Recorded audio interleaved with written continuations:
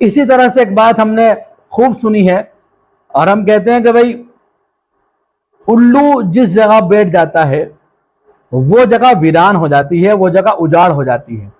دیکھیے الو کے کسی گھر پر بیٹھنے سے کوئی جگہ ویران نہیں ہوتی ہے، بلکہ مزاج ہے الو کا یہ کہ وہ سناٹے کی جگہ پر بیٹھنا پسند کرتا ہے۔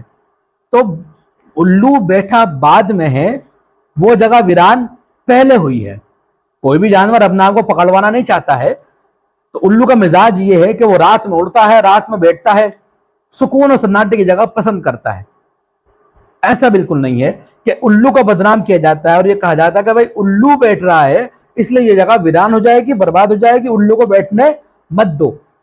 تو الو کی طرف جگہ کا ویران ہونے کی نسبت کرنا بالکل غلط اور بے بنیاد بات ہے۔ الو کا بولنا نحوست کی علامت مانا جاتا ہے۔ اللہ تعالیٰ قرآن میں اس طرف اشارہ کر رہے ہیں کہ پرندے اللہ تعالیٰ کی پاکی بیان کرتے ہیں۔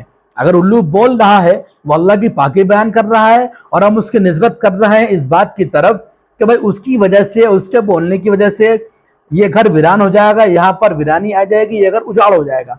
تو اجاڑ کرنے کی، ویرانے کی نسبت کرنا الو کی طرف بالکل بے بنیاد غلط بات ہے۔ کوئی بھی گھر ویران تبھی ہوتا ہے جب اس گھر کے لوگوں کے اعمال اچھے نہیں ہوتے ہیں۔